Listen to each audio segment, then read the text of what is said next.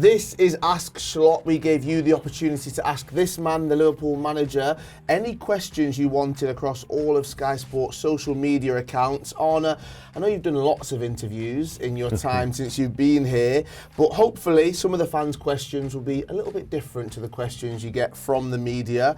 We'll go straight in, and it's a big one to start it. Who is the best player you've ever coached? That must be one I'm working with now. And to choose between the players I work with now would probably not be smart. For you, who or what makes the difference of an elite player? Is it the mentality? Is it physically? Being here in the Premier League, what makes them different? I think elite players have all these things you just said, and elite players are always available. And then it's about the quality, of course, you have, but also about are you able to perform every single 3 days? And I think that's the most difficult thing in football. I played at a completely different level, and I was able to play once in a while quite good against a top team.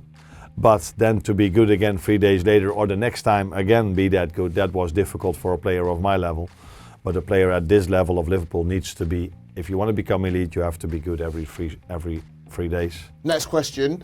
Which Liverpool player has the hardest accent to understand? I think you're all hoping for me to call a Scouser, but the Dutch players as well have their accents. Although Virgil doesn't have it that much, he's been out for Holland so long. But Cody has an accent from a bit from the south. If we speak Dutch, I do understand him, but he has a bit of an accent as well. Have you picked up any Scouse words living in the area? It's sound is the word they use if I ask them how are you doing, yeah, sound. That is a word I've picked up. Next question. If you weren't a football manager, what would you be doing? If it was inside football, I think I would have been an agent. Because I always make the joke to them, you guys make probably just as much money as us, but you work not even half as much as we do. A lot of days off. And otherwise, I think I would have been doing something that was related to money, working at a bank or something like that, I assume. Very smart individual, I get that. There you go. I could see you working in a bank. Now, that is something people don't know, but I once did a course what was about working in a bank, so for a year. So that probably people don't know about me. Next question. Which has the better music scene, England or the Netherlands?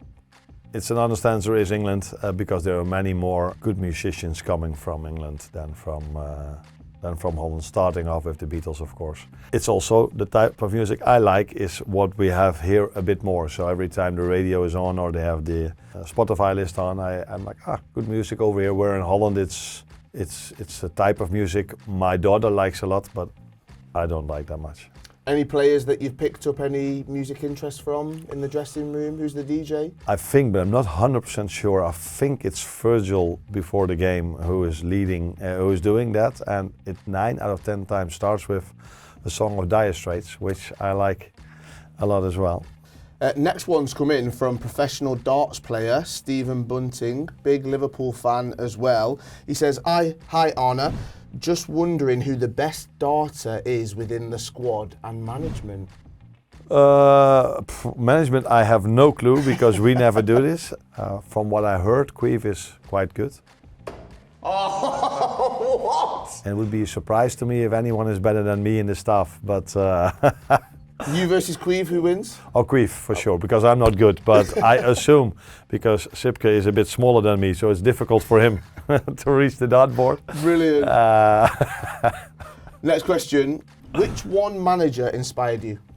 So probably started off with my father, not because of tactics or whatever reason, but he was always writing things down on a piece of paper for the training sessions he wanted to do. And then afterwards, I think it's clear if you've worked for the last 10 years in football that everybody liked the rivalry between Jurgen and Pep, of course.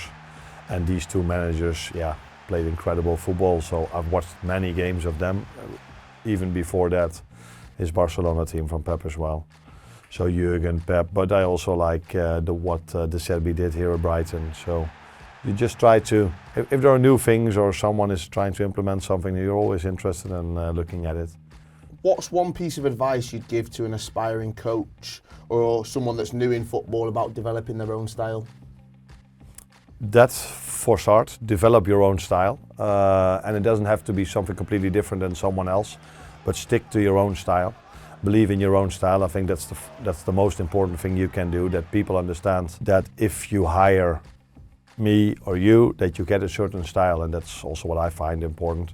When Liverpool came, or Feyenoord before, or other clubs before, it was all about, if they were only talking about results, I wasn't that interested.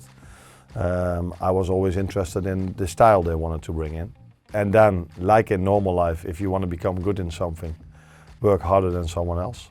So put more effort in it, read more, watch more, learn more, just work harder to become a better manager than someone else. Which Liverpool player would make the best manager? I know he's not interested in becoming a manager, and that's Virgil, but he's mostly the one I pick when I want to give information during the game. Also because he's Dutch, so that helps in the language, but I think he has a good knowledge of the game. McAllister has a good knowledge of the game and can implement the ideas we have quite fast. What surprised you most about the Premier League? The way the fans get along with each other. In every home or away game, I see a lot of away fans being there. They get a nice position, so it's not in Holland, they're always somewhere above where no one can see them. There are many times a lot of away fans in the stadium, and I don't see many police in and around games. I even had my son once or twice in the away end, and he always said, no, it's completely fine. And in Holland, the game Feyenoord-Ajax, which is the biggest game in the league, is played without away fans. But so that is the thing. Okay, apart from online there's a lot of abuse, but inside the stadiums there's always a great atmosphere, and both fan bases get along really well. How good was Arne Slot the player? Yeah, if you want to compare this with this level, I have to say not good. I think you can have a nice career also at other levels. With the ball, I would consider myself as quite okay.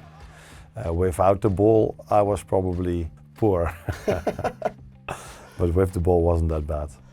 Who is Arne Slot's favourite Dutch player of all time? That would be Marco van Basten, I think, for the reason that he was a great striker, and he was, of course, the one that won the Euros for us, and we only won the Euros once. We never won the World Cup. Another player I liked a lot was Dennis Bergkamp as well, but I had to pick one, so I picked Marco van Basten. Which Liverpool performance has been the closest to perfect so far this season?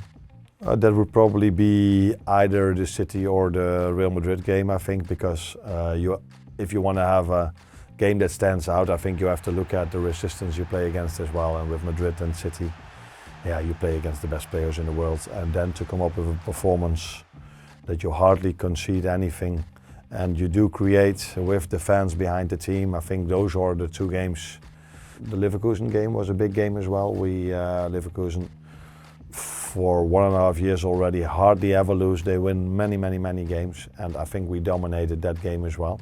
Yeah, Old Trafford away was a great performance. Yeah, I think we had a few. Definitely, I agree with that. Final question, just a quick one. What are the 3 key things you look for in a player? 3 attributes. It's all about quality, of course, it's the first thing, and what is then quality? I think what I think is very important for a player is that he can change directions fast, work rate, and then ability, quality on the ball. But yeah, if you don't have quality on the ball, yeah, you can forget playing here at Liverpool. So, but there are also players that have a lot of quality on the ball, but if you can't turn quickly or change directions quickly, and you're not able to run a lot, then it's going to be really hard to play in the modern game at this level. So I have to add the modern game to it, because in the past, players that maybe didn't run that much were the best players in the world. The pace of the game was totally different, but especially in the Premier League, you have to be fast, quick, turn fast, work very hard, run a lot, and be able to go fast from A to B. So you can run a lot, but if you're not fast, that is probably not a lot of impact. Now, decision making is maybe because they all have quality on the ball if you play Premier League. But do you understand when to make which decision? So these 3 elements are maybe key. Brilliant, great to chat to you. Good luck for the rest of the season, and yeah, hope it all goes well. Let's hope.